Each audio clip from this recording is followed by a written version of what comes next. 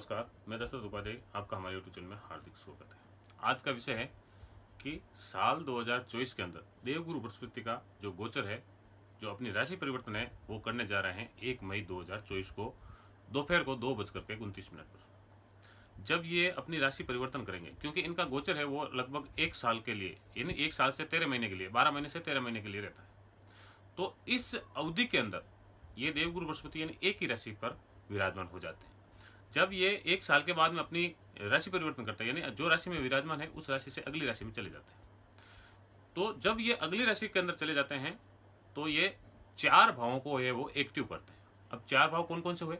एक तो जहां पर एक खुद विराजमान हो जाते हैं वो भाव एक्टिव हो जाता है, उनके भावों में जो है बढ़ोतरी कर देते हैं। और 3 इनकी अमृत में दृष्टियां दी गई है, देवगुरु बृहस्पति को 3 दृष्टियां दी गई है। अब 3 दृष्टियां कौन कौन सी? एक तो है 5वीं, एक 7वीं और एक 9वीं। ये 3 दृष्टियां इनके लिए बहुत ही महत्वपूर्ण मानी गई है। ये 3 दृष्टियां जिस भाव को देखते हैं, जिस भाव पर पड़ जाती है, तो उस भावों के फलों के अंदर यहाँ पर क्या है, वृद्धि हो जाती है, बढ़ोतरी हो जाती है। अब बढ़ोतरी ऐसी नहीं है कि शुभ कामों में ही बढ़ोतरी होती है, यहाँ पर अशुभ कामों में भी बढ़ोतरी होती है। क्योंकि ये जो भाव में जिस भाव से संबंध रखता है, उस भाव से संबंधित जो फल है उसमें बढ़ोतरी करते हैं। तो यहाँ पर हम चर्चा करने वाले हैं कन्या राशि की, क्योंकि देवगुरु बृहस्पति है वो राशि परिवर्तन कर जाएंगे। अभी वर्तमान में कहां पर है? मेष राशि पर। जब 1 मई 2024 को ये मेष राशि से निकल करके द्वितीय गुरु शुक्र की राशि यानी वृषभ राशि के अंदर विराजमान हो जाएंगे, तब जो कन्या राशि के जातक जातिका हैं उनके जो भाग्य भाव यानी 9वें भाव के अंदर ये आ जाएंगे। 8वें जो 9वां भाव, तो 9 यानी इनका भाग्य का भाव, तो भाग्य भाव के अंदर ये यानी वृषभ राशि, द्वितीय गुरु शुक्र की राशि वृषभ राशि, इनकी 9वीं जो भाव है, भाग्य का भाव है, उसके अंदर विराजमान हो जाएंगे। तो जब ये इन पर विराजमान हो जाएंगे, तब इन राशि के जातक जातिकाओं को क्या क्या परिणाम मिलने वाला है, आज हम शादी के बारे में चर्चा करेंगे। और बाकी देखा जाए तो साल भर का राशिफल भी हम इसी वीडियो के माध्यम से आप तक पहुंचाने वाले हैं। जो भी हमारे इस वीडियो पर पहली बार आए हैं वो कृपया करके हमारे इस चैनल को सब्सक्राइब कर दें, वीडियो लाइक कर दें, वीडियो अपने दोस्तों के साथ शेयर करना नहीं भूलें। तो सबसे पहले तो देखते हैं कि देवगुरु बृहस्पति आपके भाग्य भाव में विराजमान हो जाएंगे, तब आपका भाग्य है वो उज्जवल हो जाएगा। आपको धार्मिक प्रवृत्ति का ये देवगुरु बृहस्पति आपको बना देंगे, या फिर यहाँ पर छोटी मोटी धार्मिक यात्रा भी देवगुरु बृहस्पति आपको करवा देंगे। और शुभ यात्रा भी होगी, वो ऐसी नहीं है कि वो अशुभ हुई, शुभ यात्रा आपके लिए मानी गई है। अब देवगुरु बृहस्पति वहां पर यानी आपके 9वें भाव में बैठ करके आपको देखने वाले, 5 दृष्टि आप पर पड़ रही है। कौन से? कन्या राशि और कन्या लगन पर। आप लगन के अकॉर्डिंग भी देख सकते हैं और अपनी चंद्र राशि के आधार पर ये गोचर आप देख सकते हैं।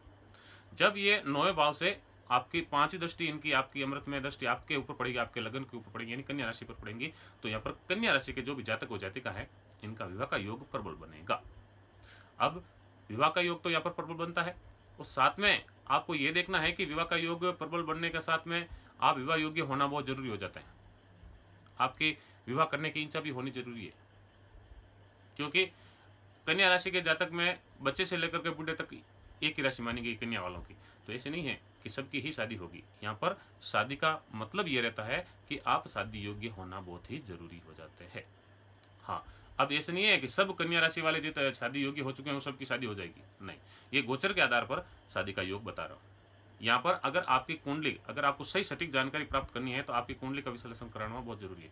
आपके आसपास कोई पंडित जी है, उससे आप अपने कुंडली का विश्लेषण करवा सकते हैं, और या फिर आप है हमारे व्हाट्सएप नंबर पर भी आप अपना कुंडली विश्लेषण करवा सकते हैं। क्योंकि कुंडली विश्लेषण करवाने से हमें मालूम गिर जाता है कि हमारी जो कुंडली है, इस कुंडली के अंदर कमी क्या है, इस कुंडली के अंदर किन भावों में कमी है, जिस कारण से हमारे विवाह के अंदर है वो अड़चन आ रही है, देरी हो रही है। तो ऐसी स्थिति आप कुंडली विश्लेषण करवाने के बाद ही प्राप्त कर सकते हैं। हाँ, उपाय कन्या राशि के लिए मैं बता देता हूं कि आपको ये उपाय करना है और आपकी शादी हो जाएगी, ऐसा नहीं रहता।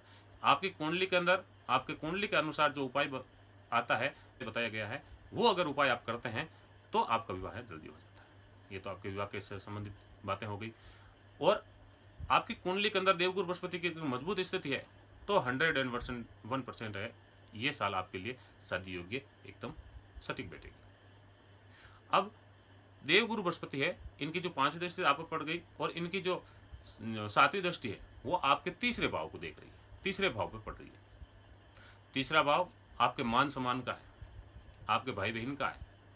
तो आपके भाई बहनों में प्रेम बढ़ेगा, आपके मान सम्मान में वृद्धि होगी, अपना नाम शोहरत आप कमाने वाले हो जाएंगे। ये देवगुरु बृहस्पति आपको शुभ परिणाम यहाँ पर देने वाले हो जाते हैं। अब यहाँ से देखा जाए तो देवगुरु बृहस्पति की जो 7वीं दृष्टि आपके तीसरे भाव को और जो इनकी 9वीं दृष्टि है वो आपके 5वें भाव को देख रही है। और 5वां भाव माना गया है आपके इच्छाओं का, आपके मन की कामना का, आपके पुनर्जन्म के जो पुण्य है उसका, और आपके संतान का भी भाव है। अब यहाँ पर शादी का तो आपका योग बन नहीं रहा है और साथ में आपके संतान का योग भी बन रहा है, क्योंकि 5वां भाव आपको ये एक्टिव हो रहा है। कौन से? 9वीं दृष्टि देवगुरु बृहस्पति की। तो इस यहाँ पर संतान का भी भाव माना गया और संतान का योग भी यहाँ पर बन रहा है। जो संतान की प्लानिंग कर रहे हैं, जिनकी शादी हो चुकी है और संतान की प्लानिंग कर रहे हैं, उनको संतान का योग यहाँ पर प्रबल दिखाई दे रहा है। वो भी ये 2024 और 2025 मई 2025 तक चलने वाला है। और साथ में आपके मन की इच्छा, मनोकामना की जो पूर्ति है वो भी भाव माना गया है। तो यहाँ पे मन की जो आपकी इच्छा है, आपकी मनोकामना है, वो भी यहाँ पर पूर्ण हो रही है। और साथ में आपका पुनर्जन्म का जो पुण्य है वो भी यहाँ पर उजागर होगा, जिस कारण से आपकी ये जो जीवन की यात्राएं हैं वो सफल होने वाली है। आपको धार्मिक प्रवृत्ति का यहाँ पर देवगुरु बना रहे हैं।